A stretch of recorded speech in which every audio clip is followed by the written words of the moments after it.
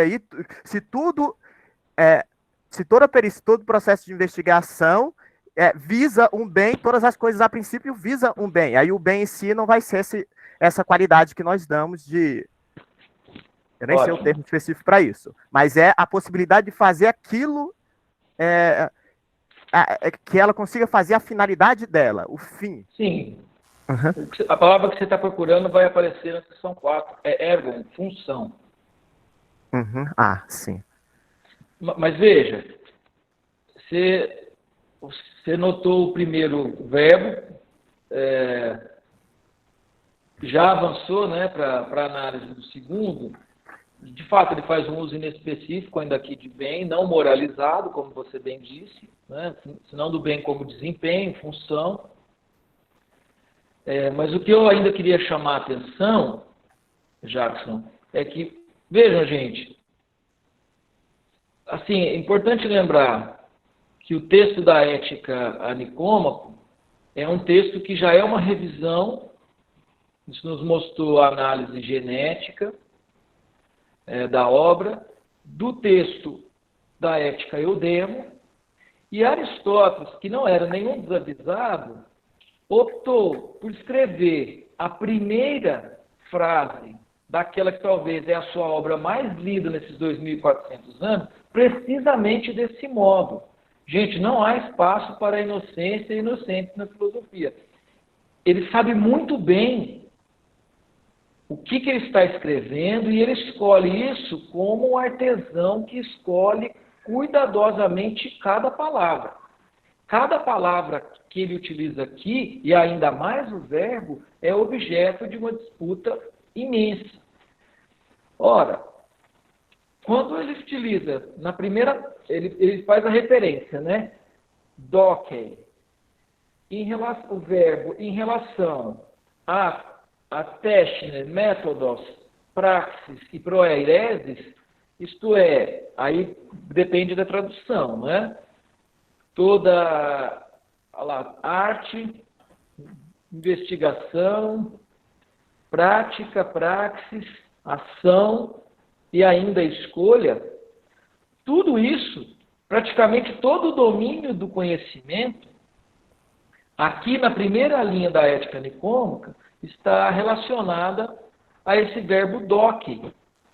E aí, vejam só, eu busquei umas outras traduções para a gente ver como é que acontece. Curioso porque, veja só, Jackson, na tradução do David Ross, que é a tradução, o texto que é traduzido para o português da Coleção dos Pensadores, aí na primeira menção, né, não há propriamente essa referência. Tá? Eles já jogam diretamente que isso tem como finalidade, né, algum bem. Nas outras 3 traduções que eu consultei, a tradução do início do século XX em alemão, você vê que ele usa nach allgemeiner Annahme, então, como se tem geralmente admitido. No francês, também uma tradução conhecida do Tricot, ele utiliza, né, que ele é samo, quer dizer, também como se tem dito, como se tem admitido, concebido. E na tradução do italiano, isso fica explícito, né, comumente se admite que todas as artes, etc. e tal. Ora, gente, esse elemento da primeira linha, e nós vamos ficar hoje na primeira linha, talvez no primeiro verbo da primeira frase, se entenderem como é que se lê filosofia, ele contém, ou ele mascara, de alguma forma, ele traz implícito a posição epistêmica que Aristóteles vai conferir à ética. Tá? Diferente dos outros tipos de conhecimento. E o que está em jogo aqui? Vejam vocês. Está em jogo aqui uma discussão muito antiga e intensa, que envolve toda a filosofia nascente dos pré-socráticos a Platão, relacionada ao problema da incompatibilidade entre movimento e conhecimento, saber. Basicamente, o problema aqui, que Aristóteles vai tomar parte, inclusive, será que caiu a gravação, hein? Não. Está gravando. Que Aristóteles, acho que não, é gravando, né? Aristóteles vai tomar parte, gente. É um problema levantado desde a filosofia mais nascente, lá com Tales, Anaximênides, Anaximandro, etc., sobre a impossibilidade ou incompatibilidade de se conhecer e definir aquilo tudo que é fluxo e movimento. E que vai, por assim dizer, protagonizar o debate da filosofia nascente. Tá? O que acontece? Aristóteles, em duas das obras, mais ou menos desta fase, ele vai fazer afirmações diferentes sobre esta possibilidade e, curiosamente, aqui na Ética Nicômaco, ele vai passar a se posicionar de uma forma um pouco diferente. Ora, é essa diferença presente na Ética Nicômaco que vai simplesmente possibilitar, viabilizar a sua sustentação epistêmica como tal. Sem isso, Aristóteles teria comprometido todo o seu argumento. Pois bem, o que ele diz lá do Cello sobre o céu? A citação é essa, livro 3, 298b. Sem a existência de naturezas imóveis, não se pode ter conhecimento ou saber. Vejam que afirmação forte, tipicamente platônica, né? de matriz platônica. Já na física, livro 7, nós lemos o seguinte: pelo repouso e pela parada, ou é pelo repouso e pela parada que o entendimento conhece e sabe. Pois bem, gente, nós temos aqui, então, um problema, não é? Porque Aristóteles está... Só um minutinho. Ele está tentando enfrentar essa questão que não é pequena. Tentando mostrar para vocês. Essa questão que não é pequena, mas isso implica, no caso de Aristóteles, ter que desenvolver uma posição pessoal em relação ao problema do ser e do movimento, que simplesmente mobiliza a filosofia desde o seu nascimento. Tá? Aí vocês agora acho que vão começar a conseguir entender a questão. Né? Esse verbo, bem notado pelo Jackson, o único verbo da primeira frase da obra, doque, é aquele mesmo verbo na sua forma substantivada que vai ser objeto de análise platônica na diferenciação entre um conhecimento impreciso e o conhecimento verdadeiro. Quem já estudou um pouco sobre Platão vai se lembrar que Platão diferenciava entre o conhecimento da doxa, D de dado OXA, doxa, e o conhecimento propriamente da episteme. Muito mais do que isso, boa parte do projeto epistêmico-político de Platão consiste na defesa da necessidade de nós sairmos da doxa para a episteme, isto é, para fazer uma tradução, da simples opinião para o conhecimento. Algo que não vai nos espantar em eras de pós-verdade e Facebook. Não é? Opinião a gente vê aos montes, mas e conhecimento, parecer técnico? Não é? Ora, Platão se esforça enormemente ao longo de sua obra para dizer a filosofia é necessária enquanto método justamente para que a gente possa ter ou sair de uma posição de doxa, opinião, para uma posição ou nível de episteme, conhecimento.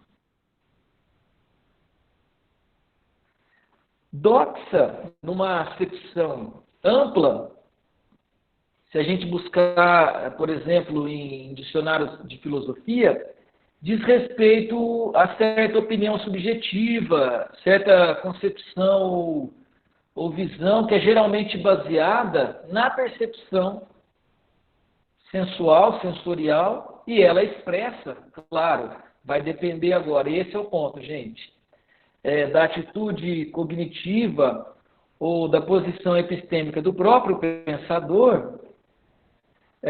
Muitas vezes ela pode representar esses estágios intermediários do conhecimento, algo da ordem da ilusão enganosa, ou mesmo de uma simples opinião.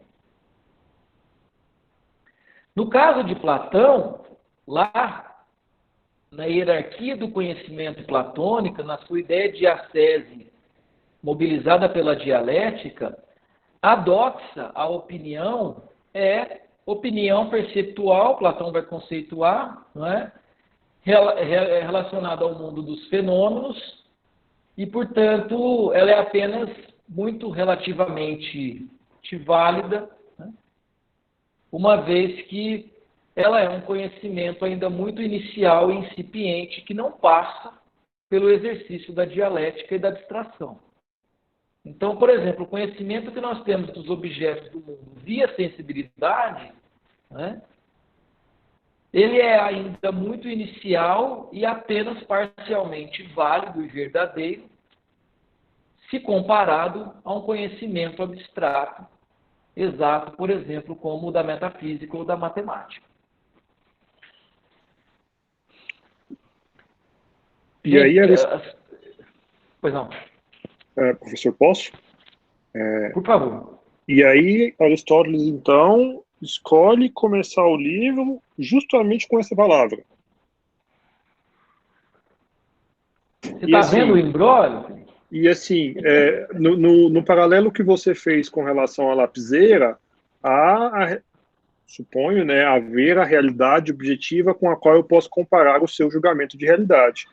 Agora, o admite-se, Aristóteles, então, faz apelo à coletividade. Admite-se. Quem é que admite? Ora, um sujeito indeterminado, um conjunto dos sujeitos, assim, quem valida aquela afirmação parece ser essa massa aí sem rosto. E é interessante que ele comece, então, justamente com essa palavra.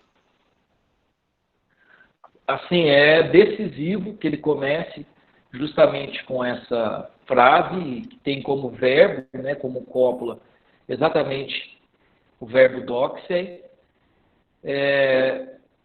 Percebe, Felipe, assim, ele nos coloca, e aí se você é desavisado na leitura do texto filosófico, você não percebe que Aristóteles está te colocando, se você compra, porque muitas vezes a gente lê o texto filosófico e como quem simplesmente aprende, absorve, entendi, é assim. Então você compra uma premissa, você compra uma posição no interior de um debate super complexo e espinhoso.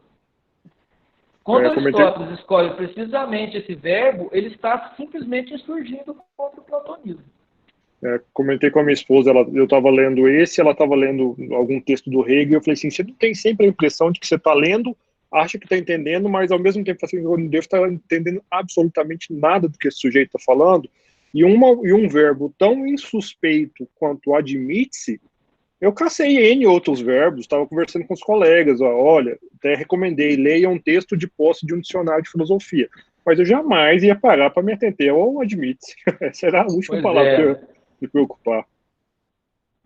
Meu querido, o que piora é que na tradução que foi utilizada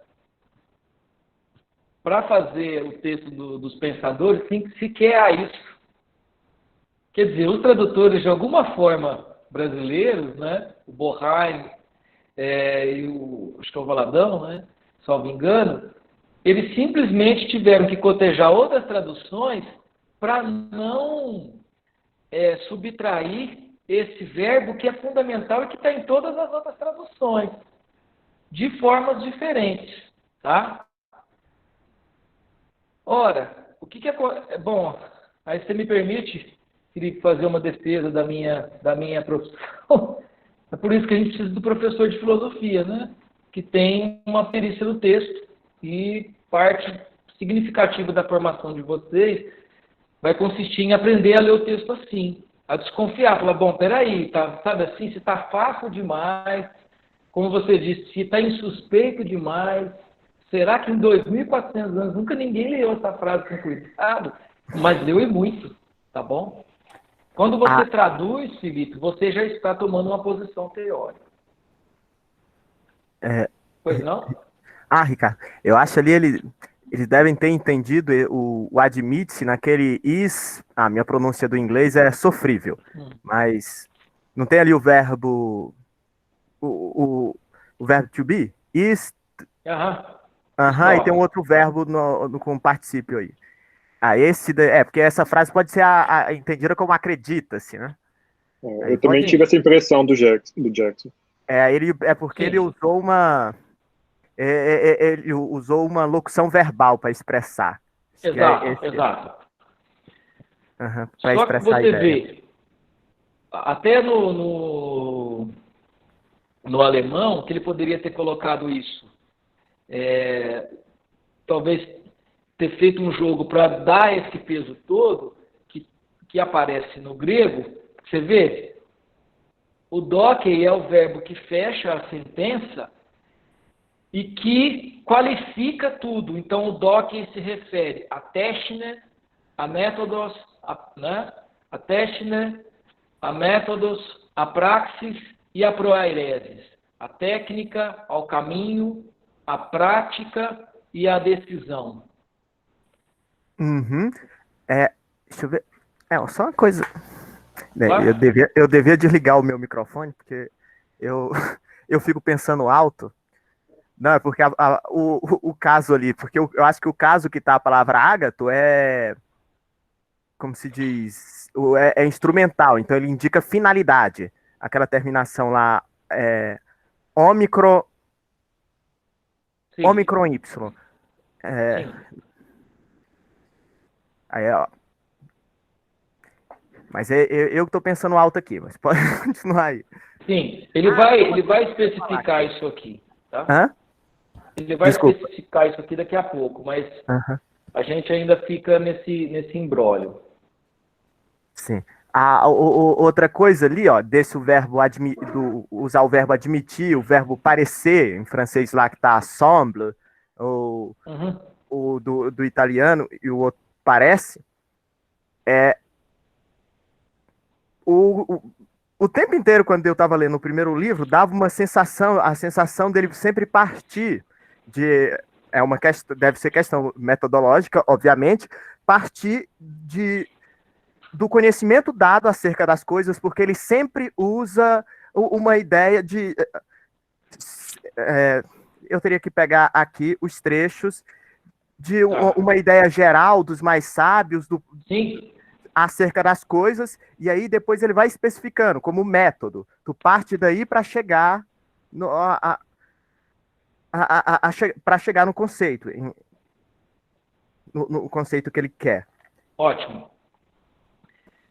Veja, a tua impressão é bastante acertada, e o que eu quero fazer ver é esta palavra, este conceito, que lá na obra de Platão era tido como o grau mais inferior de conhecimento, esse admitir-se, esse considerar-se, aqui é utilizado na primeira sentença da obra como forma de dizer, respaldado nisso, nós então vamos pensar sobre a proairesis, a praxis, a techne e o métodos. Ora, é um enfrentamento já epistêmico em relação ao platonismo, na medida em que considera aquilo que Platão desconsiderou como sendo meramente opinião, conhecimento incipiente, inicial, ainda muito peremptório do real. Ilusão. Aristóteles vai partir disso, e talvez você queira dizer aí, ou que você esteja percebendo, Jackson, é a diferença crucial, para simplificar a coisa, entre o método dedutivo e o método indutivo, que vai caracterizar a posição de Aristóteles. E aí o Felipe fez aquela observação, né? Como é que por que, né, ele vai buscar isso? Eu diria duas coisas. Não só ele vai buscar isso, como ele, divergindo de si mesmo, vejam só. Porque aqui nessas duas obras, ele parece muito mais próximo do platonismo, afinal de contas ele está dizendo que sem a existência de naturezas imóveis não se pode ter conhecimento ao saber. É claro que a ética não trata de naturezas imóveis, ela trata da ação. E na física ele diz que é pelo repouso e pela parada que o entendimento conhece e sabe. Mas como é que pode ser isso? E como é que então o entendimento pode conhecer e saber algo da prática, sendo que a prática não é aquilo que está em repouso e está parado? Então aqui, gente, transparece da parte do próprio Aristóteles, tá? Só um minutinho. Uma divergência, não é? Por mais que ele não vá, digamos assim,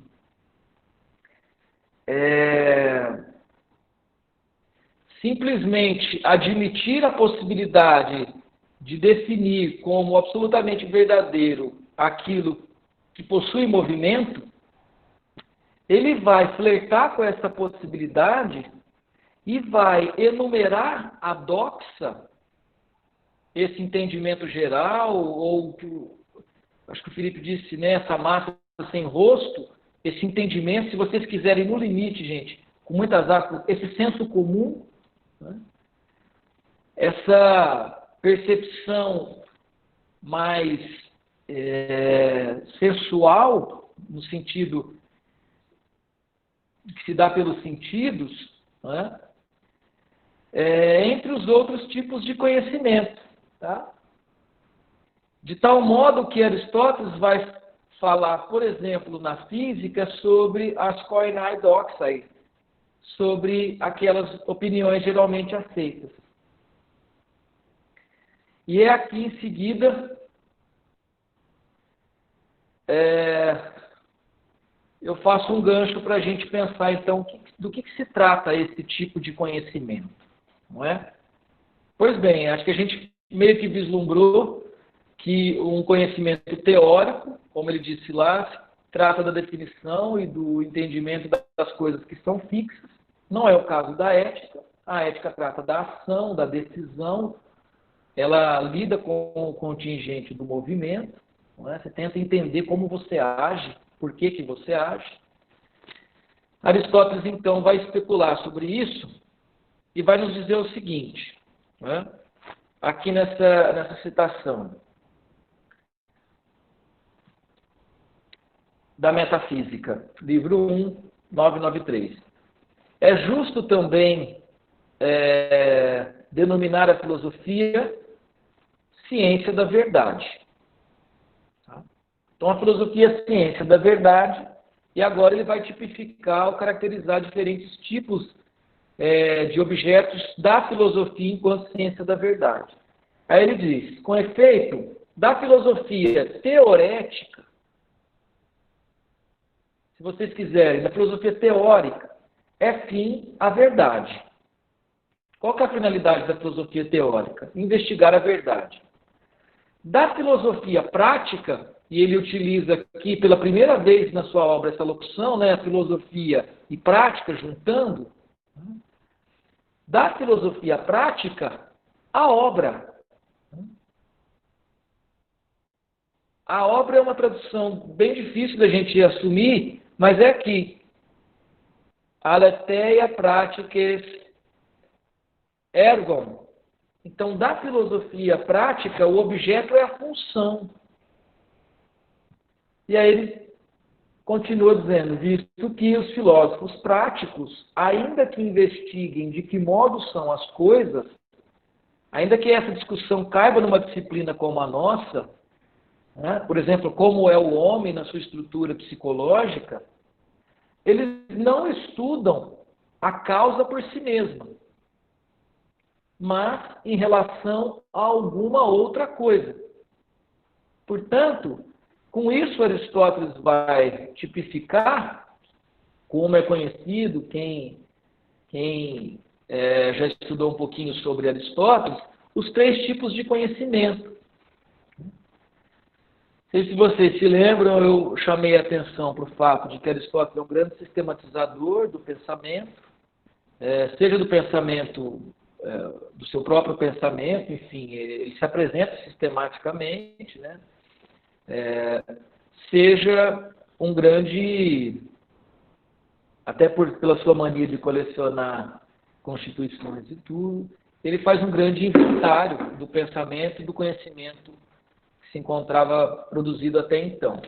Então, Aristóteles, assim, vocês me permitem a brincadeira, né? Para organizar a casa, poxa, a gente já tem aí 2 séculos, mais ou menos, de filosofia, mas os filósofos tratam sobre tudo. Nesse livro, um trata sobre a moral, aqui é sobre a alma, daqui a pouco é a política, daqui a pouco é a verdade. Vamos organizar isso aqui, né? Aristóteles, então, propõe a divisão entre 3 tipos de conhecimento, ou do que ele vai chamar simplesmente de episteme, ciência. Tá? E esses 3 tipos de conhecimento, eles são identificados e diferenciados pelo objeto que eles têm em mira. Então, aquelas ciências que visam o conhecimento puro, poderíamos dizer assim, o conhecimento pelo conhecimento, são as ciências teoréticas. Elas têm em vista a verdade pela verdade, pelo progresso do próprio conhecimento, pelo esclarecimento cada vez mais exato da objetividade. Por exemplo, a matemática e a própria metafísica são ciências teoréticas.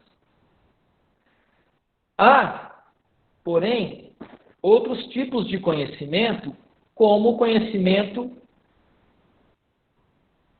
que tem em mira ou como função a produção. E essas são as tais ciências poiéticas, de poiesis no grego, tá? Não é poéticas, é poiesis no sentido de técnica de fazer. Ora, você não tem o conhecimento poético, não lida com, digamos assim, a pureza, a verdade pela verdade, mas com o conhecimento em função de outra coisa, que é a produção. Então, você não, via de regra, as pessoas, sei lá, não aprendem a marcenaria para falar, eu quero conhecer a verdade da marcenaria, né? Elas aprendem aquele conhecimento em função de produção, para que elas possam, de fato, transformar uma coisa de um estado A para um estado B, uma peça de madeira num banco. Por fim, Aristóteles vai tipificar o conhecimento que nos interessa, gente. Aí vem, ó. Isso, a Juliana coloca uma questão, se a metafísica é o conhecimento puro. A ideia é, se você me permite assim essa autorreferência, Juliana, é o conhecimento do próprio conhecimento. É se debruçar sobre a própria capacidade de conhecer as essências, o próprio conhecimento, a verdade. Então, a metafísica lida com esse jogo de abstrações e definições.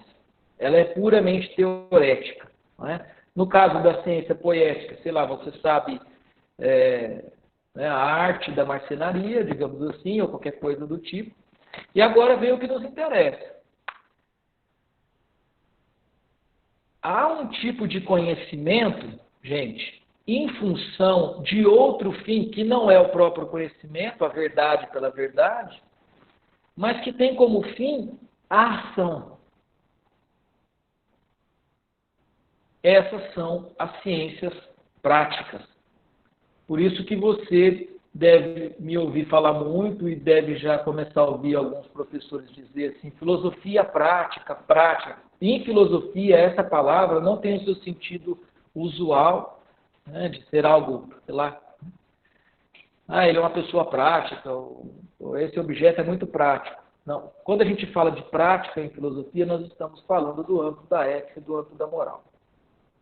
Por quê? Porque nós não estamos falando do âmbito da mera abstração, da mera teoria, nem do fazer, senão de um fazer muito específico, o fazer da ação. Agora eu vou fechar para vocês esse argumentão. O que acontece?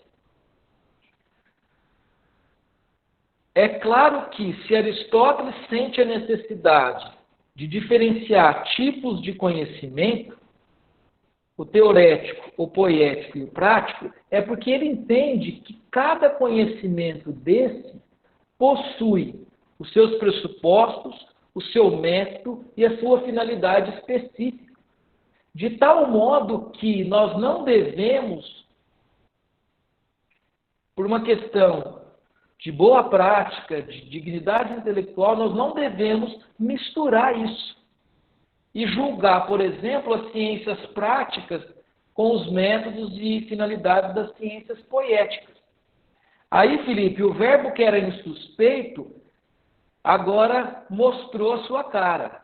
Por quê? Porque esse livro é um livro sobre a ética que diz respeito às ciências práticas. Portanto, esse admite-se tem um valor epistêmico. Aí você vai me dizer assim, poxa, mas eu não posso tomar uma opinião, como que é o Platão, como indício da verdade.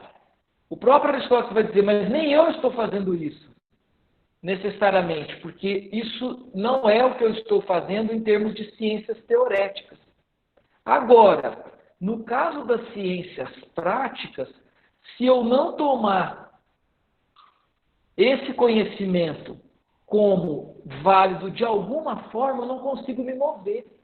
Afinal de contas, aquilo, olha a definição, sem a existência de naturezas imóveis não se pode ter conhecimento ou saber. Se o próprio Aristóteles levar isso aqui as últimas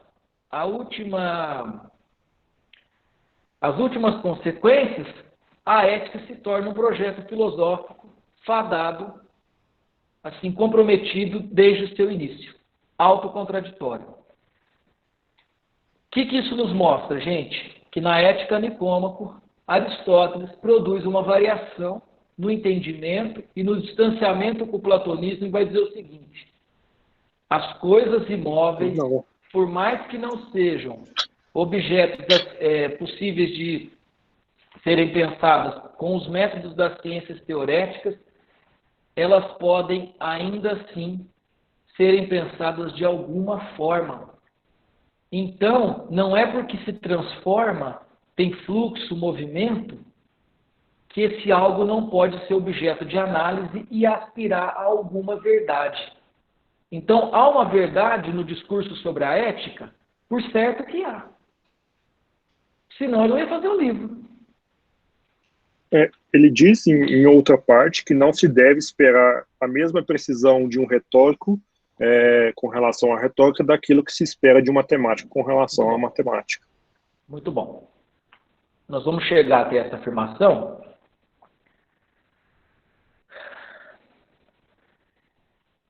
Mas eu acho que, não sei se para vocês fica claro isso.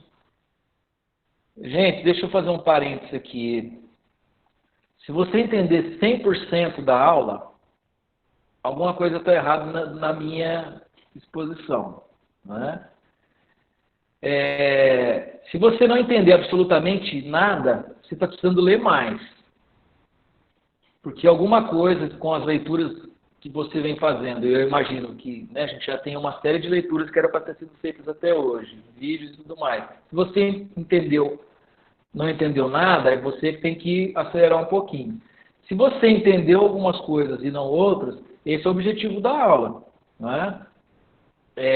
Nós temos que sinalizar, apontar algumas questões, e é claro que a minha leitura não vai ser exatamente igual à sua, senão você não precisaria da minha. Não é? Você pode fazer a sua e ela se basta. Tá?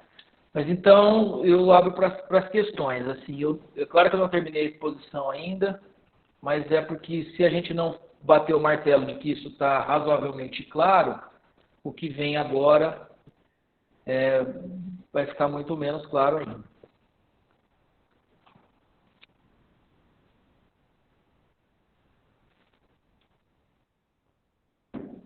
Vamos lá, gente, não precisa ter vergonha de perguntar. Professor, uma questão no chat, porque eu estou sem microfone, ou sem fone de ouvido. Tá bom.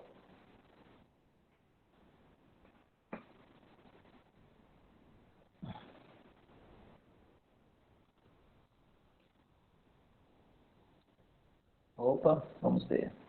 Considera-se. Rodolfo colocou se seria isso uma forma de apelo ao senso comum, antes mesmo daquela questão que a Juliana fez e que eu enxerguei. Rodolfo, seria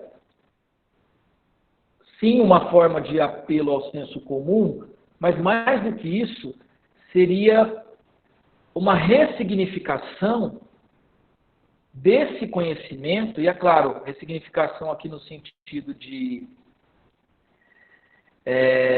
elevação desse tipo de conhecimento a algo que tem uma validade e que não é simplesmente o lado oposto da verdade, como queria o método dialético platônico. Então, por mais que a opinião precise, claro, do escrutínio, e Aristóteles está fazendo isso, né, ao que você tirar, extrair deste senso comum. Ele não é de todo errado, distorcido, uma simples aparência do real, a versão da caverna da história toda, né? Você vê, Aristóteles, por assim dizer, ele faz recuar a crítica platônica em relação a esse tipo de conhecimento. E por quê? Não é, Rodolfo? Porque é a partir daí e da observação desses tipos de conhecimento, dessas afirmações que nós temos, que seja do senso comum, do entendimento geral, sobre o caráter, a ação, que ele vai tentar abstrair uma teoria ética. Quer dizer, Aristóteles não vai simplesmente imaginar, ele é um realista, né? Por falta de uma expressão melhor, ele não simplesmente vai imaginar o que seria o bem, a virtude, ele vai partir de algo concreto, admite-se, aquilo que é admitido, que é mais ou menos convencionado, né? Para poder chegar, então, à abstração disso. Tá? Professor, nessa questão, o senhor disse que o Aristóteles ele busca, né, esse admitir-se, né, as concepções de outras pessoas sobre uma certa verdade que todos buscam ali, que na verdade é o conhecimento. O método aristotélico se dá como? Como que ele estabelece a sua própria pesquisa para chegar em todos esses fins a qual ele produziu como obra? Ele tem um método específico? Aristóteles tem um método, como só tinha um método dialético? Qual que era o método aristotélico para ele conceber as suas obras? Para ele, lógico, ele conhecer, dividir os conhecimentos nesses 3 níveis e esferas é extraordinário. A mente do cara já é evoluída demais, mas, tipo assim, ele deve ter partido de um princípio de estrutura. Ótimo. Vou primeiro te responder qual não é o método, que é esse que você já nomeou. Esse método dialético que trabalha com a dedução, isto é, eu estabeleço princípios universais para poder daí deduzir elementos particulares. O famoso silogismo bárbaro, não é? Vocês devem conhecer. Todo homem é mortal, Sócrates é homem, Sócrates é mortal. Veja, a premissa maior desse argumento é todo homem é mortal. É uma abstração geral. Né? E a partir disso, eu deduzo casos particulares. Por certo que, se todo homem é mortal, e fulano é homem, fulano é mortal. Só que Aristóteles diz o seguinte, ora, isso funciona muito bem, e eu mesmo trabalho com isso em outros determinados pontos, né? E assumo essas posições, Só que isso não vai funcionar no caso das ciências práticas, daí a necessidade de se dividir, porque como é que eu faço uma afirmação do tipo todo homem é mortal e digo todo fulano, todo X é honesto, se não partindo de alguma concreção, afinal de contas são ciências práticas, não são ciências teoréticas. Eu tenho que ter alguma referência. Para Aristóteles, a ética de Platão é uma casa que começa a ser feita pelo telhado, não faz sentido. Você precisa começar de alguma base. E esse método, se você quiser um nome, um rótulo, é um método indutivo, né? Assim, indutivo ou dedutivo, porque aí a partir dessa análise concreta, ele vai abstrair e vai dizer, bom, então dá para tipificar certos comportamentos. Que é claro que ele vai chegar numa abstração na obra. Só que Aristóteles quer estabelecer um alicerce empírico. Por isso que a primeira linha, né, não pode passar despercebida, e esse verbo muito menos, porque Aristóteles está, por assim dizer, reinserindo o conhecimento que Platão deixou de lado na busca da verdade como um conhecimento que é um forte indício. Ora, somente o Aristóteles, no mínimo intermediário, lá do período do instrumentalismo mecanicista, poderia fazer isso. Não é? Insurgir contra o mestre. Mas a adesão também não é de todo absoluta, porque ele diz mais adiante, olha, alguns pensam que a vida é a vida do prazer, e ainda disse, lá, não sem fundamento, certo? Então, eles possuem alguma razão. Para algumas páginas depois, o argumento se transformar no seguinte sentido, olha, mesmo aqueles que, não sem razão, pensavam que o fim, o objetivo, o sumo bem da vida eram os prazeres, sim, estão equivocados, porque o sumo bem é outro que eu estou aqui tipificando por essa e essa razão. Então é uma indução do admite-se para lá na frente do livro, olha, o admite-se precisa de ressalvas e ele precisa ser escrutinizado. Felipe, quem que faz o escrutínio? O próprio filósofo. Exato. Por isso que a ética é um assunto de política, a ciência arquitetônica, mas ela é um assunto de filosofia, se você quiser, assim, no limite de filosofia e de educação, porque requer-se treinamento para esse tipo de conhecimento. Ora, é claro que do mesmo modo como lá no departamento de matemática da UFG, os caras estão aprendendo a fazer as equações, e lá no curso técnico de marcenaria eles estão aprendendo a fazer cadeiras, também aqui requer-se um treinamento para se agir melhor. Então o filósofo é aquele que instrui a vida moral. Há um projeto pedagógico muito forte na ética nicômaco, e Aristóteles está tomando, você vê como é que um verbo mostra quase que um projeto inteiro? Ele está tomando parte dizendo assim, é claro que, ainda que não seja a ideia de rei filósofo platônico, o filósofo é um educador. E a gente não pode prescindir do filósofo por uma sociedade justa, porque sem ele, ninguém vai refletir sobre a ação mais acertada. Quer ver? A vida dos prazeres, a vida da honra.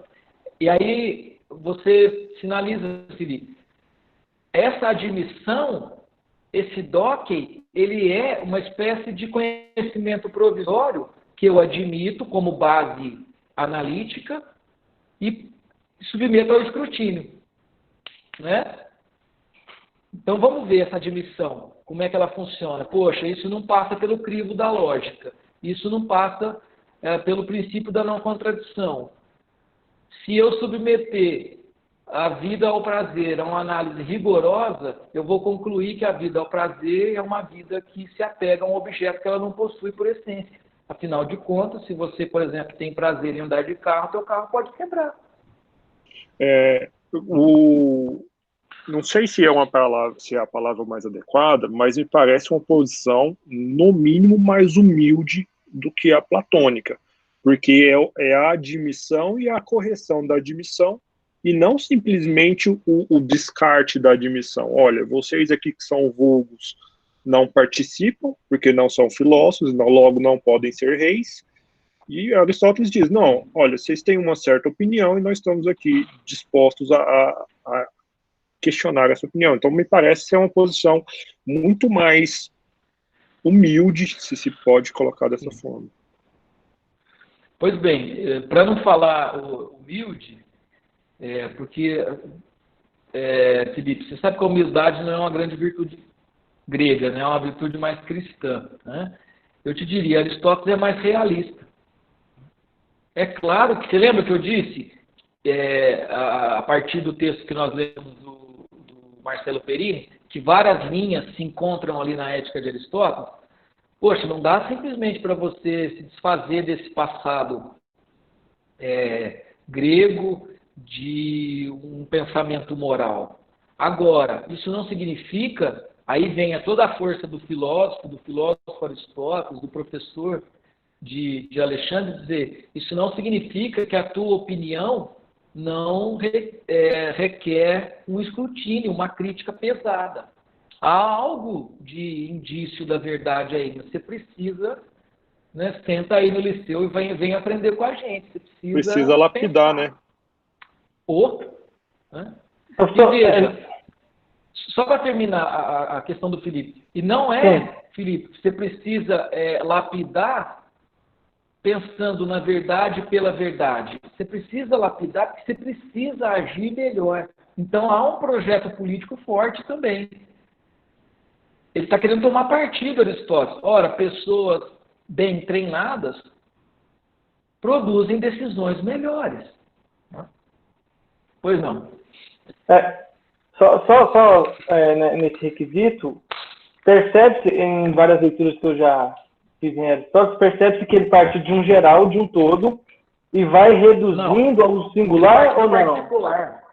Não, sim, ele parte do particular, tá, mas eu não sei se eu estou usando um princípio da metafísica, a qual ele parte do composto para chegar no singular, ou seja, ele pega a opinião de todo mundo e vai fazendo ali um exame de redução, de filtragem, vai peneirando tudo para chegar no último determinado, que ele vai dizer que é a intelecta, né,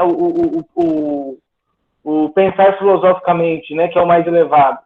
Mas ele não retira as outras partes, que é a prática, a virtude, a busca através do hábito para se formar a segunda natureza. Mas ele coloca como o grande arquiteto, o grande princípio de todos, o intelecto, a razão, poderia se dizer assim. Ele não faz uma regressão, ele não faz uma redução, como eu disse, ele não parte do total e vai chegando ao singular. Não, esse Edmite tem esse caráter, eu entendi porque você se confundiu, mas esse Edmite esse é um indício primário, ainda muito particular. Então a gente precisa tomar ele, não dá para construir uma casa começando do telhado, você precisa de um alicerce que seja realista, para abusar dos termos aí. Assim, é o tijolo básico da informação para você conseguir construir um sistema coeso. E a partir disso, o movimento é um movimento de crítica e abstração.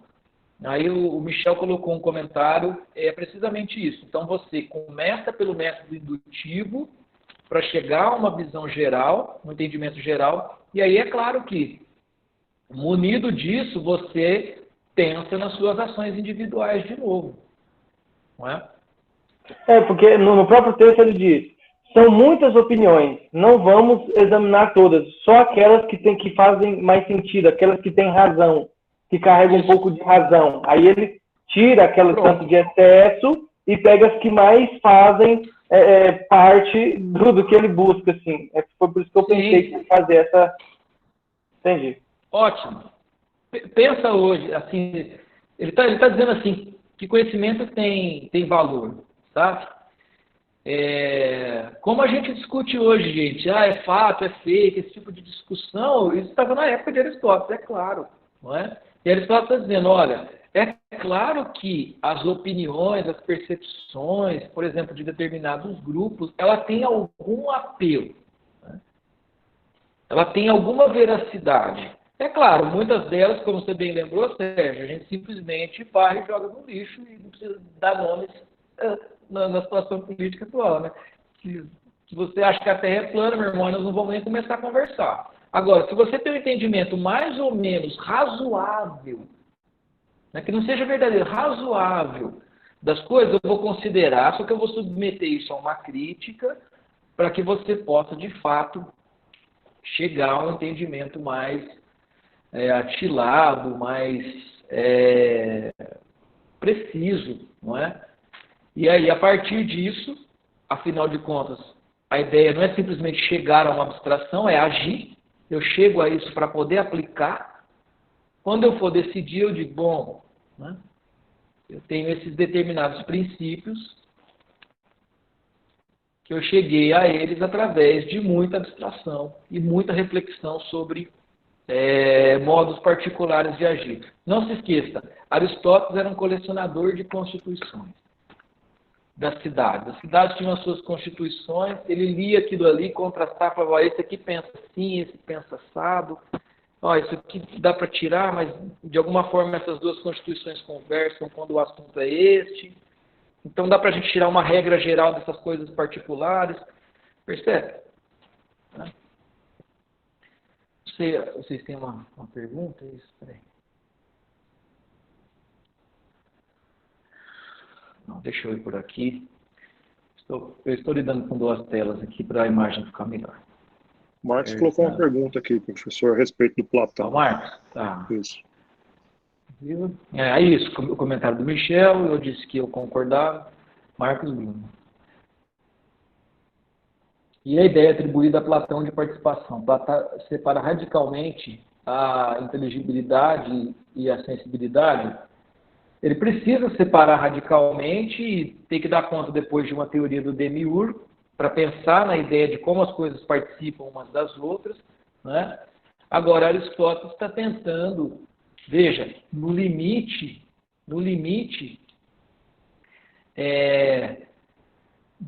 da sua fase, lembra do instrumentalismo mecanicista, Aristóteles ainda não está na sua fase mais madura do pensamento, quando ele escreve esse texto que nós estamos lendo.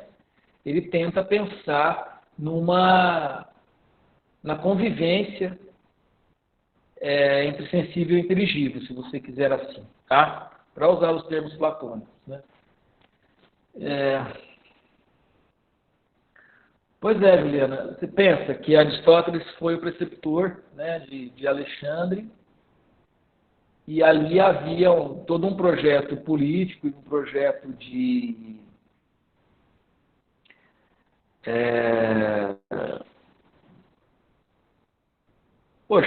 de expansão, né? E nessa expansão, o confronto e a diversidade das posições, por exemplo, constitucionais, era muito diverso, né? De tal modo que Aristóteles foi um privilegiado no sentido de conseguir ter acesso a esses contrastes, né? O que nós temos aqui, isso valeria a pena talvez discutir em um outro momento, é que Aristóteles já faz parte de uma cultura grega escrita, onde então, leis como essa que você menciona, podem ter alguma correspondência, não é? Você tinha as constituições escritas, é claro que esse processo de escrita exige não só a reflexão, como exige também a confrontação e alguma pretensão de universalidade. Então, nós tínhamos assim algumas coisas que batiam nessas constituições, mas é claro que Aristóteles também está fazendo um tipo de filosofia como esse, porque ele quer pensar para além das constituições individualmente, né? Ele quer pensar em princípios, ou pelo menos assim, ele quer flertar com uma possibilidade de uma moral um tanto mais ampla, né? Aí veja, gente, só para a gente seguir até o ponto e eu já abro para as questões. Aristóteles, então, vai colocar em relação às duas ciências que eu mencionei para vocês, as poéticas e as práticas, ele faz uma comparação que talvez nos ajude a pensar. Ele diz lá na Metafísica: com efeito das coisas produzíveis, o princípio está naquele que produz, isto é, a inteligência, ou a arte, ou outra capacidade qualquer.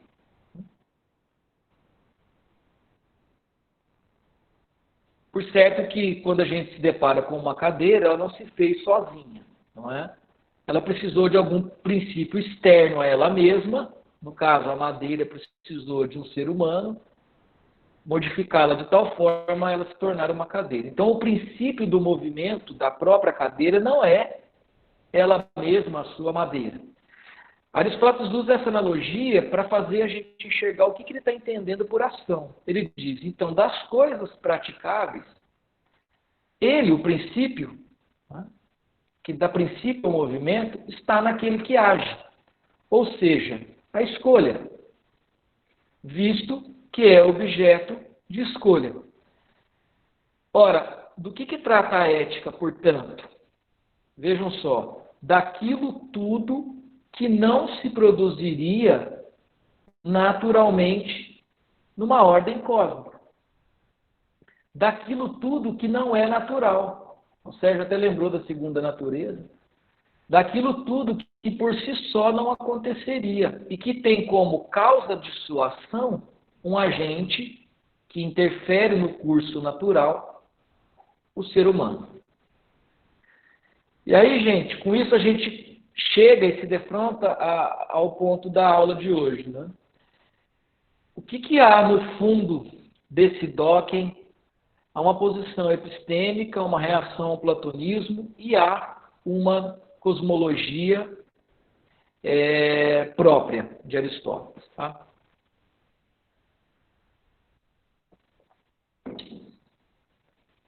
Assim como Platão, inicialmente, Aristóteles entende pelo menos dois grandes níveis de divisão.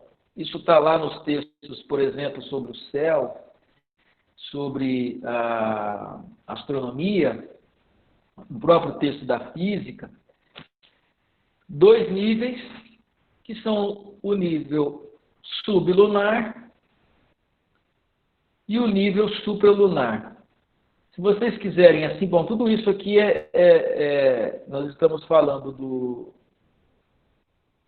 propriamente do sublunar, e aí Aristóteles tem uma ideia de universo que não vale muito a pena entrar nisso. O professor Cristiano discute essas questões, talvez se vocês quiserem ir a fundo nas disciplinas de filosofia moderna. Mas só para mostrar para vocês qual que é a situação, ou pelo menos assim, qual que é o ambiente, o contexto em que se dá a ética, por conseguinte, em que nós fazemos teoria, filosofia prática, filosofia direcionada à ação. Né? Numa simples definição, o mundo sublunar é esse mundo nosso, em que nós vivemos, formado pelas substâncias como fogo, ar, terra e água, que encenam movimentos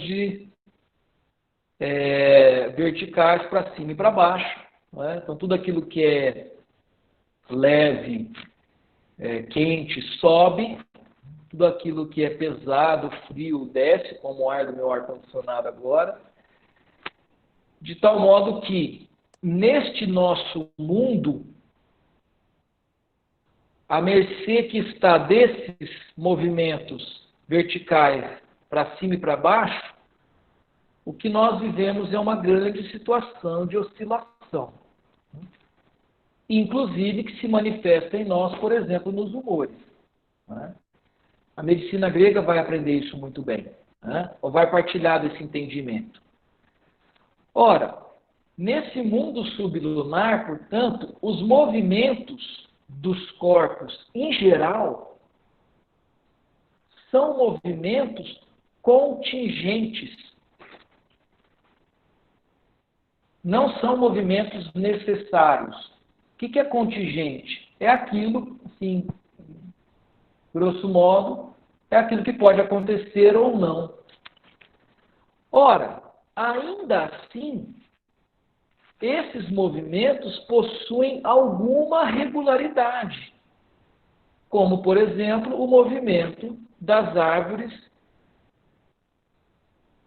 quando submetidas ao ar, a um vento.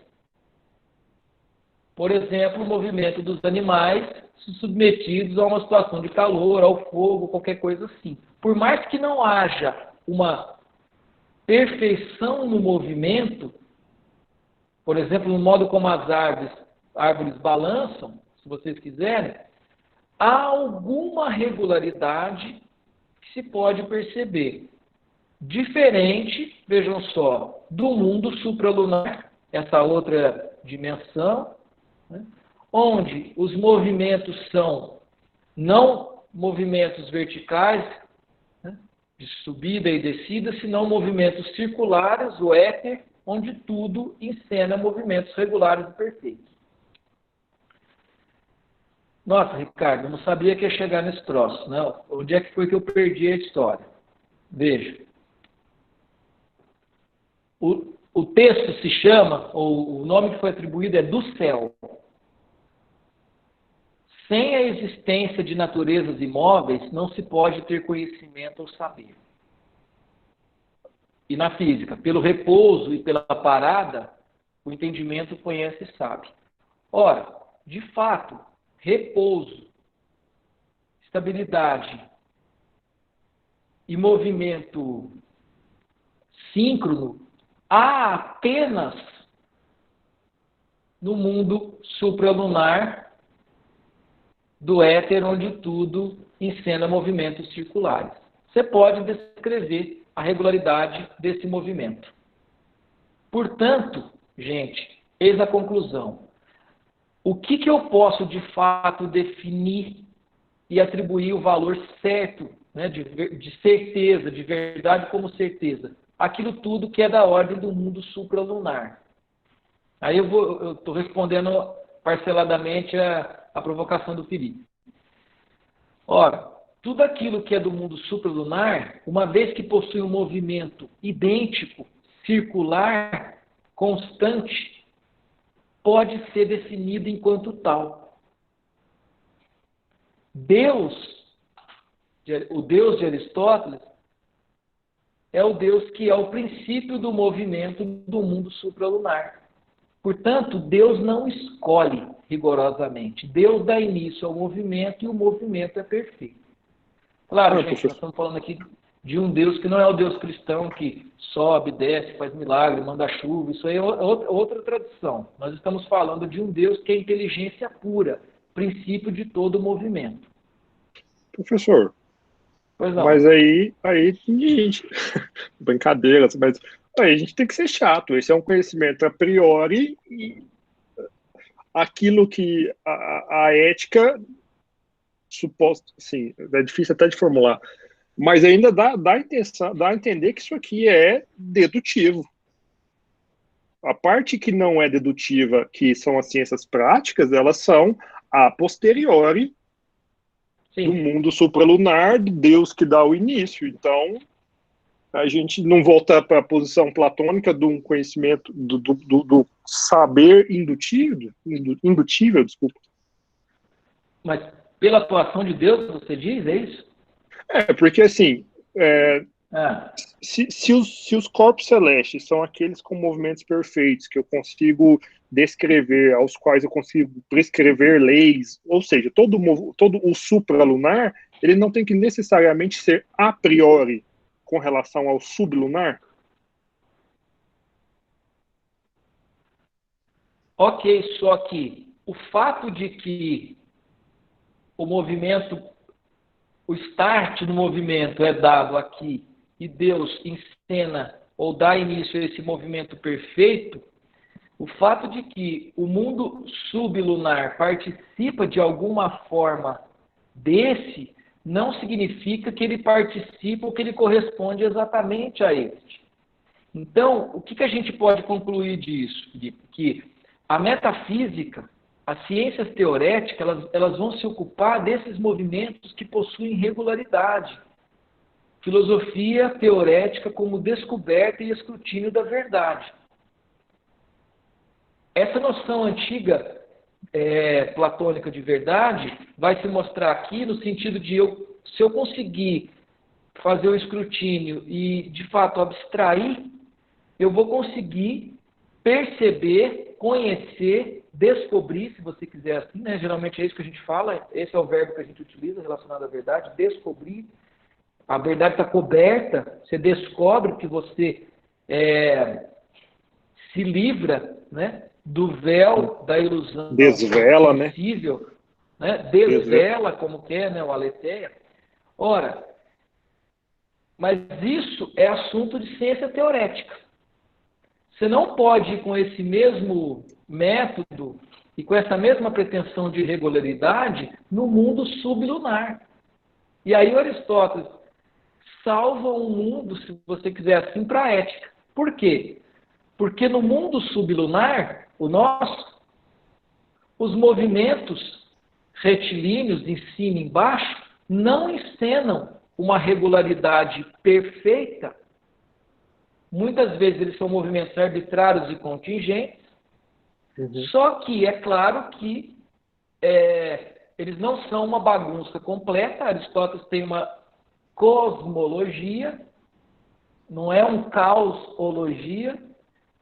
Há uma organização do cosmos já é organização, de tal forma que eu posso dizer assim, por mais que no mundo sublunar muitas ações e movimentos aconteçam de forma contingente, há alguma regularidade que pode ser percebida. Via de regra, animais com fome querem comer. Eles não querem fazer jejum. Via de regra, se submetido a um vento, a árvore vai mexer, ainda que o movimento não seja exato, né? E se repita. Aí vem a posição que eu... Pois não?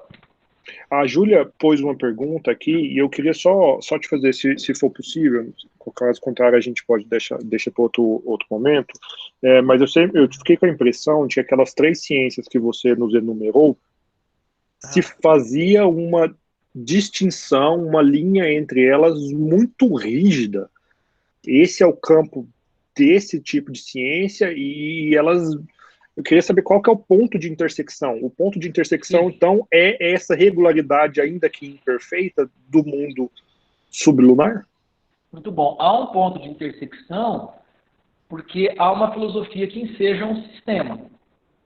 Então, por mais que sejam áreas, compartimentos diferentes do conhecimento, é claro que eles implicam-se, eles conversam, eles se justificam uns aos outros. Tanto é que eu me socorri aqui, você viu? Da metafísica para explicar a ética. Eu não fiquei limitado ao texto da ética, porque ali há uma série de pressupostos, de teorias implícitas que o próprio texto da ética não nos revela. A gente precisa ir buscar lá em outros textos, outros livros, para conseguir dar base para o que o próprio Aristóteles está falando. Entende? Então há uma organicidade. Ele não vai se contradizer, é claro, né? Porque você poderia colocar o seguinte, ó, no limite.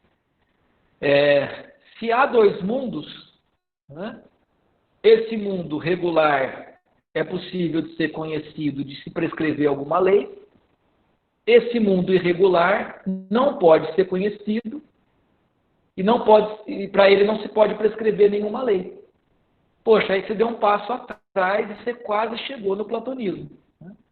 Aristóteles quer dizer assim, não, esse tem a regularidade dele, pode ser conhecido e pode ser prescrito.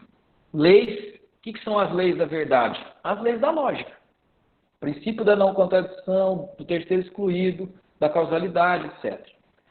Agora, o fato de nós vivermos no mundo sublunar significa que nada, então, pode ser conhecido e que nenhuma regularidade pode haver. Aristóteles vai dizer, essa é a noção de doxa, lembra? Que eu quero enfrentar. Porque a opinião não é simples achismo. há algo de indício da verdade que nós podemos captar aqui. Ora, o que sustenta? Eu trouxe isso para fazer referência a essa expressão do Pierre Robin, nesse livro que eu indicaria a vocês vivamente, A Prudência em Aristóteles. É um clássico, tá? Vou fazer 2 citações, aí eu abro as perguntas, tá? A primeira é uma citação do Marcelo Perini e depois uma citação do próprio Pierre Robin. A metafísica nos ensina, malgrado ela mesma, tá vendo, Felipe, a tua pergunta? Que o mundo sublunar é contingente, isto é, inacabado. Mas os limites da metafísica são o começo da ética. Se tudo fosse claro, nada haveria a fazer. E resta a fazer justamente o que não se pode saber. Ora, se tudo fosse claro nessa medida, nós seríamos deuses. Deus não tem que decidir, porque o movimento já está dado, ele é circular, regular e perfeito. Deus não erra, porque Deus não escolhe nada. Né? Deus deu início ao movimento e assim se fez. Ora, vem, a meio caminho de um saber absoluto, que tornaria a ação inútil, está vendo, Felipe, a contrapartida? Porque se fosse tudo perfeito, qual que seria o sentido da gente pensar sobre a ação? Se eu te dissesse assim, você sempre vai fazer a coisa perfeita, exatamente que necessitaria ser feita. Você vai dizer, então eu não preciso pensar sobre isso. Eu sou Deus. O ato puro, a perfeição pura do movimento. Só que não é o nosso caso, né? A meio caminho de um saber absoluto, que tornaria a ação inútil, e de uma percepção caótica, que também não é simplesmente bagunça, o mundo sublunar, há alguma regularidade que tornaria a ação impossível. Então, o oposto seria dizer o seguinte: não, tudo que você fizer, por mais que você se esforce, vai ser errado, contingente, sem nenhuma regularidade. Você vai dizer, então também não preciso decidir, porque eu sempre vou errar. Então, nesse meio do caminho vem a prudência aristotélica, representa, ao mesmo tempo que a reserva verecúndia do saber, a possibilidade e o risco da ação humana. Ela é a primeira e a última palavra, a expressão é fantástica aqui, o Jackson vai gostar, deste humanismo trágico que convida o homem a desejar todo o possível, mas somente o possível. Veja, não é o certo, tampouco o caótico, é o possível, e deixar o resto aos deuses. Vou fazer mais uma citação do próprio Aristóteles. Acho que foi a citação que você fez. Lá na Ética 1094b, a nossa discussão será adequada se tiver tanta clareza quanto comporta o assunto.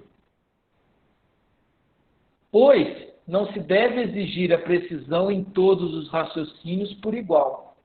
Assim, porque ele dividiu o conhecimento, assim como não se deve buscá-la nos produtos de todas as artes mecânicas. Ora, as ações belas e justas que a ciência política investiga admitem grande variedade e flutuações de opinião, de forma que se pode considerá-las como existindo por convenção apenas e não por natureza. Esse é outro problema que a gente vai enfrentar ainda, tá? E em torno dos bens há uma flutuação semelhante, pelo fato de serem prejudiciais a muitos. Houve, por exemplo, quem perecesse devido à sua riqueza e outros por causa de sua coragem. Então veja, em que âmbito, que registro, que demarcação que está a ética? Ela não é nem um discurso perfeito sobre a regularidade supralunar, isso aí quem faz é a metafísica. Então você não pode exigir da ética uma lei no sentido de uma lei, como uma lei um princípio da matemática, exata e perfeita. Você não pode exigir isso, porque não faz sentido do ponto de vista cosmológico. Só que também não, aí vem o ponto em que de fato ele está apartado de Platão. Só que também não, a ética, como queriam os sofistas, não é meramente um discurso retórico, conversa fiada. porque ela consegue dar conta de alguma regularidade, tanta clareza quanto comporta o assunto. Tudo bem, gente? E aí nós chegamos no quê? O que Aristóteles vai chamar verdade em linhas gerais. A última citação a gente abre para as questões. Ao tratar, pois, de tais assuntos e partindo de tais premissas, devemos nos contentar em indicar a verdade aproximadamente em linhas gerais. Eu me lembro tanto de Maquiavel com esse trecho aqui.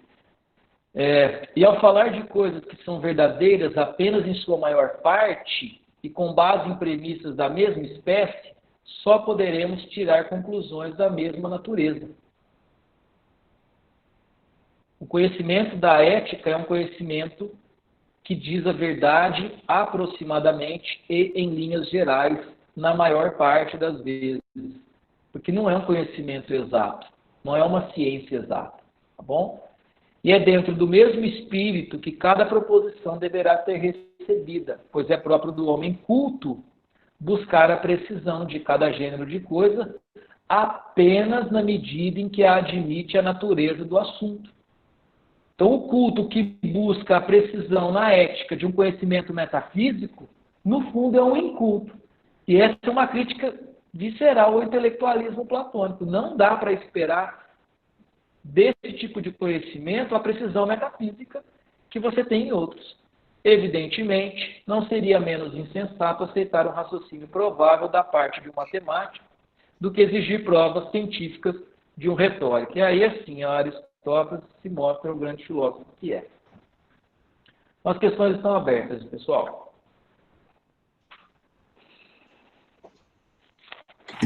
Professor, sobre as classificações das ciências, para Aristóteles, a física seria uma ciência teorética?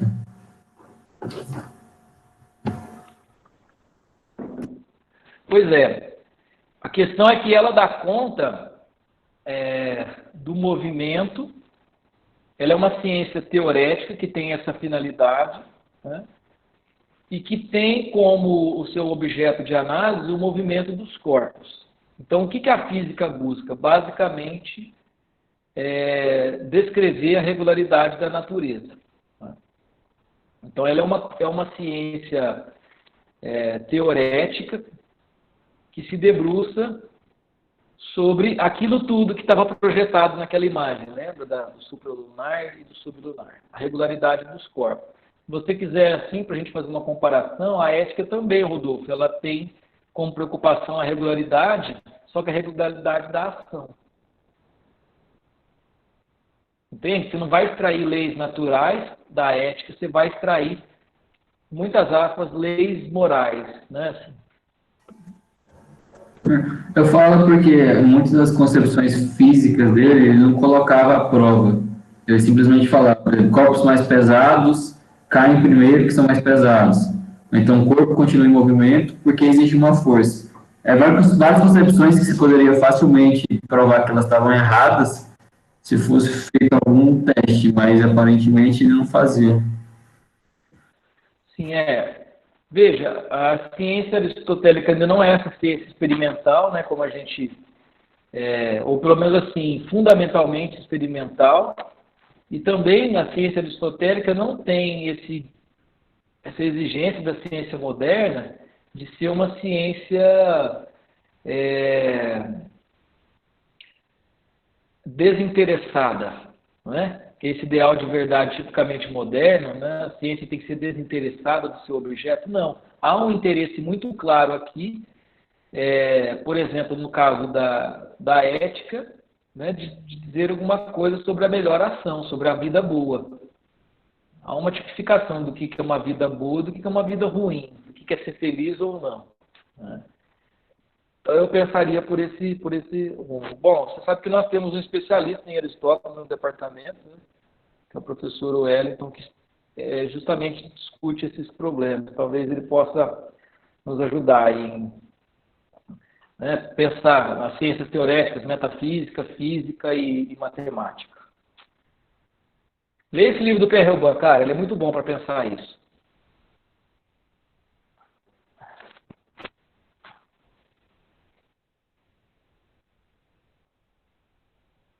Professor, se a ética, diferentemente das ciências teoréticas, não busca o conhecimento certo, isso equivale, por tabela, dizer que ela é uma ciência do incerto, porque o incerto me parece próximo do desconhecido.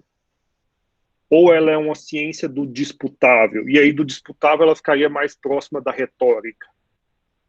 Ou ela é uma ciência do consenso, igual tem o texto do Valls lá, que diz que, não, a ética pode ser conformar-se com o consenso ali da época em questão. Ela é da incerteza, do desconhecido, no sentido de, não parece ser, né, no sentido de desvelar, acho que essa é a opção menos factível, ou da conformidade.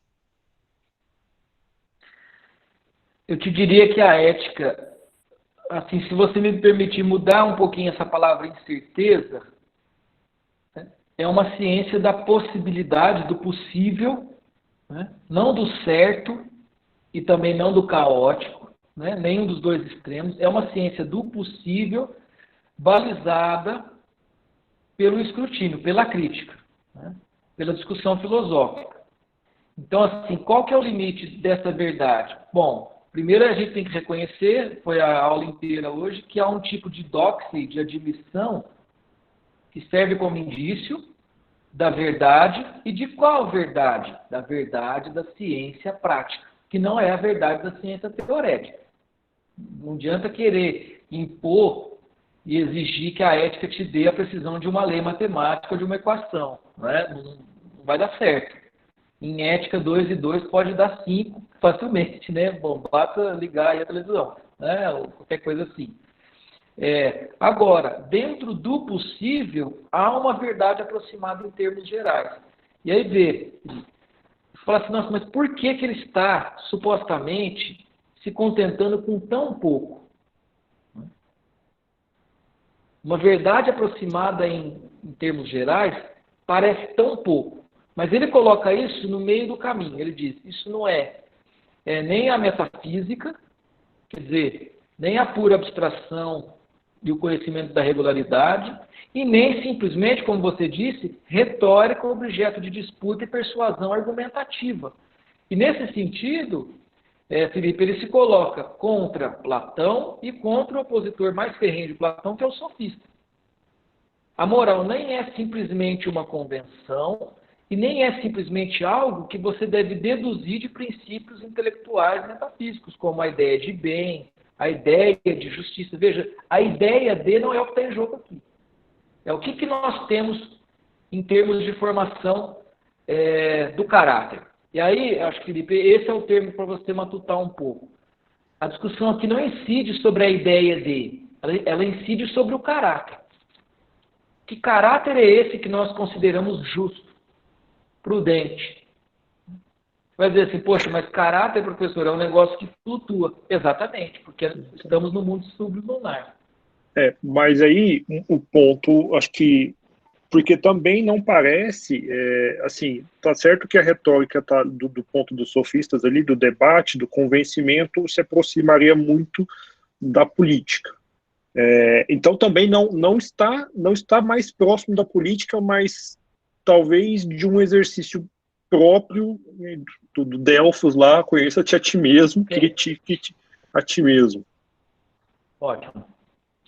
Tanto é que a política, para Aristóteles, é a ciência arquitetônica que organiza as outras, né? A arquitetônica nesse sentido, ela que faz o plano de arquitetura do social, da construção social, para dizer que tem como finalidade o bem.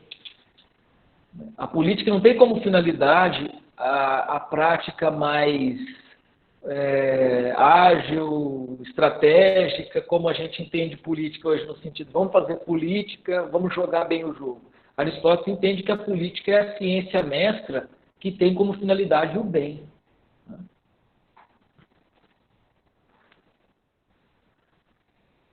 Só tocou, vou voltar àquela ciência prática e fazer relação ao sublunar e ao supralunar. Seria, então, essa, como o senhor disse, você encontra né, nessa oscilação do mundo sublunar, um padrão que se encaixa nessas oscilações. Então, ele tentaria, ou seja, não trazer, mas fazer uma analogia entre a perfeição do supralunar com a oscilação do sublunar, sendo uma ação que seria constante, que não se oscila muito, ou seja, ele coloca a virtude como uma ação que se aproxima do supralunar, ou eu estou viajando essa questão? Veja, não, você viu que não são dois mundos. Você viu o desenho? Ele faz os círculos concêntricos, né? Ele entende isso como uma organização e essas esferas concêntricas ensejam o cosmos.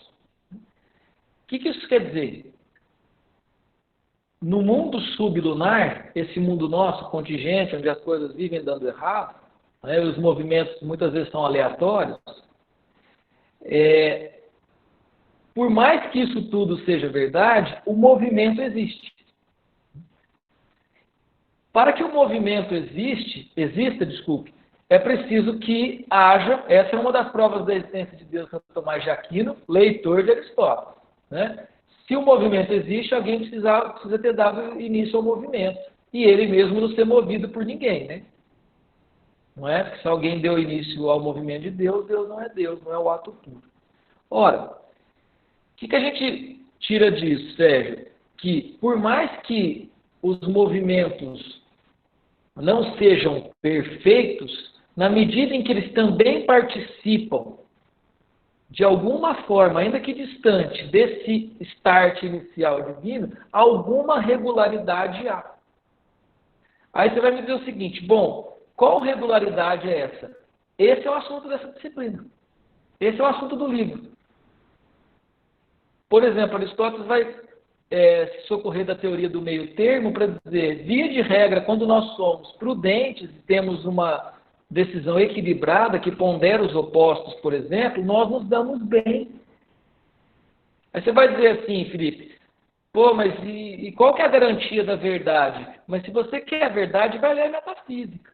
Porque lá esse é o assunto. Aqui o assunto não é a verdade pela verdade, é a verdade pela ação. E é claro que a verdade da ação, gente, precisa ser pensada circunstancialmente. Quando eu disse lá que eu lembrava sempre do Maquiavel, eu lembro da famosa seção 15 do Príncipe lá de Maquiavel, onde ele disse, nós precisamos pensar na veritae effettuale, né, para fazer política. A gente não tem que imaginar como seria a cidade perfeita, a gente tem que olhar como é, e olhar para Maquiavel significa estudar a história, para ver mais ou menos movimentos regulares e dizer assim, ó, tá vendo aqui em Roma, forçou muito, o povo reclamou, destituiu ele. Então, assim, é certo que vai dar, né, que vai funcionar agora? Não é certo, mas é muito provável que vá. É muito provável que vá. Deixa eu pegar aqui uma pergunta da Juliana, que é o pessoal que prefere fazer as questões pelo chat, né?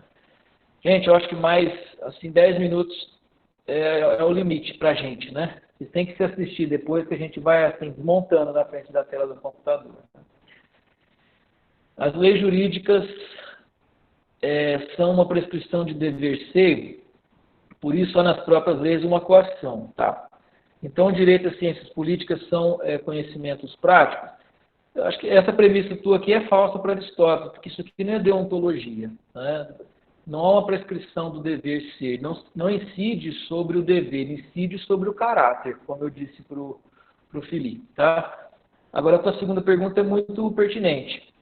Estou confuso, né? Filosofia seria teorética? Né? Então, a ética e a retórica não seria filosofia, já que são conhecimentos práticos?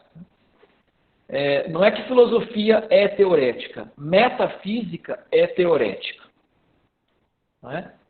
Então, elas não seriam filosofia, a ética e a retórica? Sim, eles são porque são filosofia prática. Tudo bem? É um outro domínio. O que a está sofrendo é melhor sofrer mesmo, porque é pior do que isso aqui que nós estamos vendo. Então, percebe, Juliana? Veja, Numa concepção muito ortodoxa, muito tradicional, que você conhece bem de filosofia, de platonismo, por exemplo, na medida em que não se encaixaria num conhecimento como metafísico, esses tipos e outros de conhecimento, o que são para Platão? Doxa. Opinião, porque pode ser ou pode não ser. Aí, o malvado do Aristóteles, lembra lá da frase de Platão, né?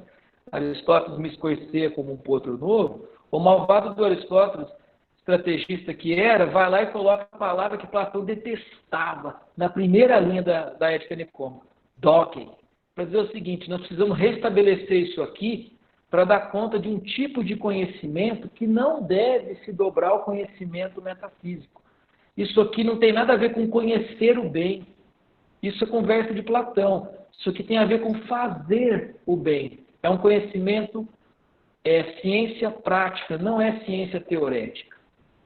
Tá vendo? Nesse caso aqui, é quase que uma acusação velada a essa mistura, né, que o Platão faz. O livro, então, não é só sobre o bem agir, não é apenas também sobre o sumo bem, mas é também sobre a própria natureza da filosofia. Porque o que ele está dizendo, olha, Platão, o que para você não era filosofia, aqui nesse terreno aqui, isso é filosofia. Pode ser um tipo diferente daquele tipo lá, extremamente abstrato, que você considera uma filosofia, mas é filosofia. Filosofia com um adjetivo distinto, filosofia prática.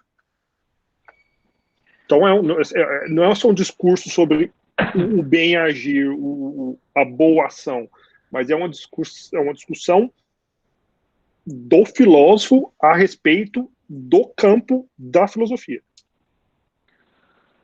Aí, assim, Felipe, às vezes a gente é incitado, né, a dizer assim, qual que é a contribuição do filósofo, sabe assim? Eu não gosto disso porque, assim, o filósofo faz tanta coisa para a gente resumir, né?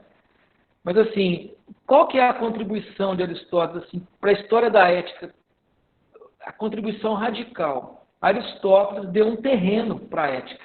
A ética estava expatriada. A ética era pensada a propósito da metafísica. Agora a ética tem um sítio próprio, tem um terreninho dela. E diz assim, aqui nesse terreno as coisas funcionam diferentes. É claro que aqui não é tudo movimento circular perfeito, mas nem por isso é balela retórica. Entende? Aristóteles é um pensador muito mais nuançado, no sentido de dizer, não é porque isso não atende a esses critérios metafísicos que isso não tem valor algum.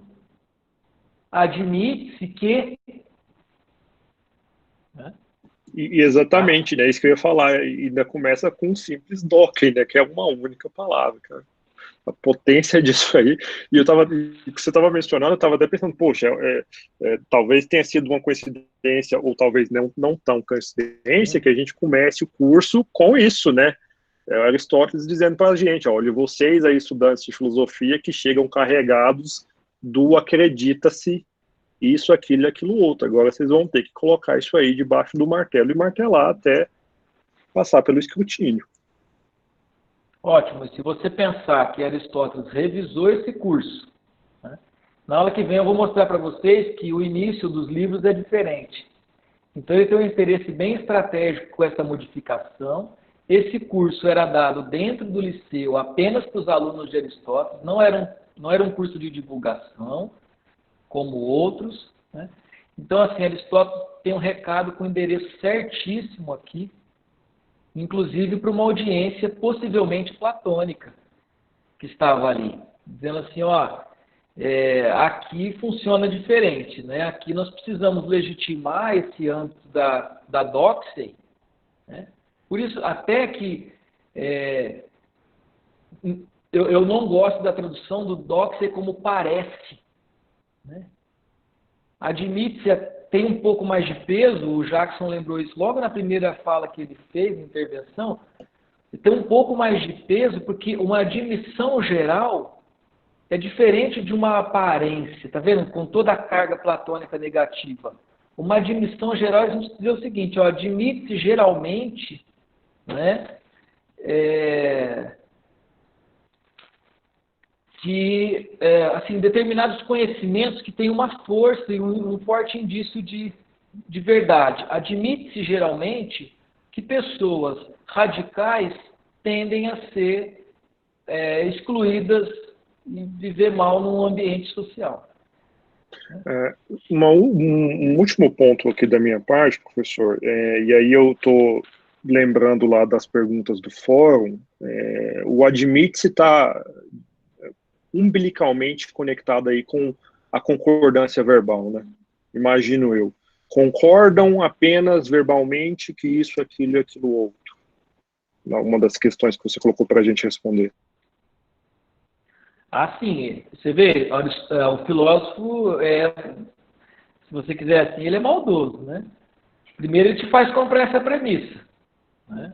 Assim, ele te faz acreditar que nessa admissão ele subscreve, porque se eu cito, né, para vocês, bom, admite-se que todos os corpos caem, logo, aí eu faço você comprar a premissa maior comigo. Aí daqui a pouco ele diz assim, só que essa admissão é apenas verbal. Porque se você colocar esses indivíduos para conversar, eles vão dizer assim, não, o que importa é a riqueza. O outro vai dizer, não, dizer mesmo, verbalmente, né? Vai verbalizar, não, o que importa é a honra. Aí ele vai dizer assim, bom, verbalmente há, na verdade, uma grande confusão, e aí vocês me permitam a brincadeira, e aí deixa o tio trabalhar. Deixa eu explicar para vocês onde é que está o problema. E Aristóteles fala assim, agora você senta que quem dá aula sou eu. Né? Aqui no Liceu, eu passei por isso, eu fiz o escrutínio e entende-se, por um modelo pedagógico que pode ser questionado, sabe, Felipe, mas que é forte para os gregos, que a gente precisa de professor. O professor é uma figura social, política, para te abrir umas portas, para te ajudar a pensar, para que você não seja estreito, que você confronte o pensamento, para que você tome as marteladas sem também se destruir inteiro, porque alguma admissão aí deve ter algum fundamento. Né? Isso que você me fala a respeito aí da necessidade do professor me fez lembrar de uma notícia recente que vi agora, e eu acho que assim, o estudo o professor lá, o Kagan, que você passou para a gente, ele fala, né? Ele conta toda a história do Oeste lá e tenta sempre fazer uma ligação com o presente. Eu acho que assim, das utilidades de estudar os gregos é pensar também no nosso tempo. E a Google lá lançou um desses cursos universitários rápidos de 6 meses, tudo online, sem professor, no qual você vai sozinho. É complicado. Pois é, eu recuso essas designações, sabe? Por mais que isso possa até divergir um pouco de um pedagogicamente correto hoje em dia, vocês estão se formando na grande maioria, bom, isso aqui não precisava nem ficar gravado, tá? Mas na grande maioria para ser professores de alguma forma, né, em algum âmbito, né? A função do professor, assim, ela é central, e o professor sabe, assim, por que a gente tem esse medo de dizer isso, não é? Sabe, de dizer, não, eu sei, né? Eu sou um leitor diferente de você, sou um pouco mais avançado, mas nesse ponto aqui, né, eu não sei instalar um ar-condicionado, por isso que eu vou pagar pelo teu serviço, mas eu sei isso aqui, né? Você precisa de mim, a minha figura não é descartável, eu não sou um tutor o cacete, né?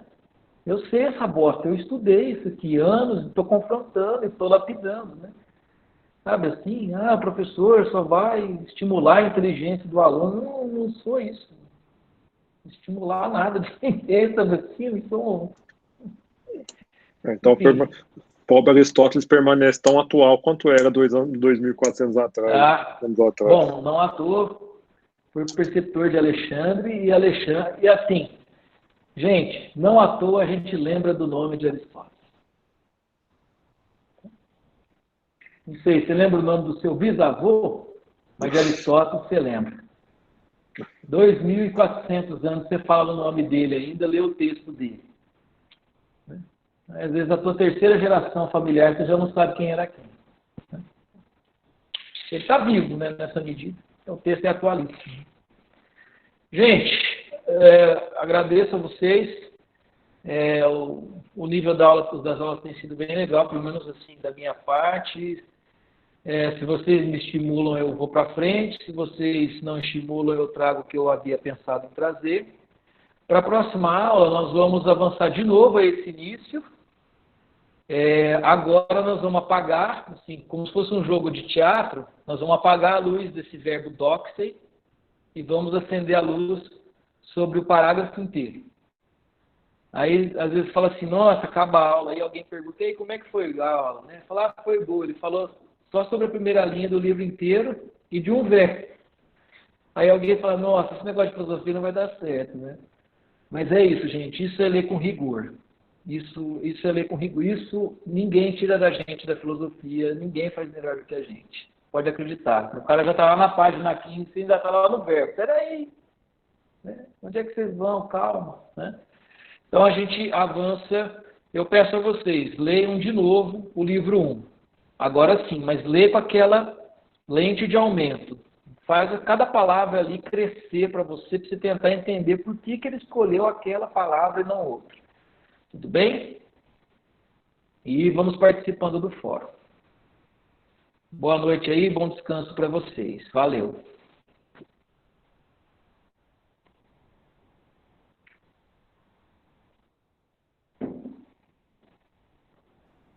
Professor, a gente encontra aí algum comentário que vai se ater a essa questão das palavras mesmo? Porque, assim, é algo, igual eu falei, insuspeito, cara. Quando eu parar para pensar no Leibniz, jamais imaginei que aquilo ali teria valor epistêmico para além do que diz de fato a palavra.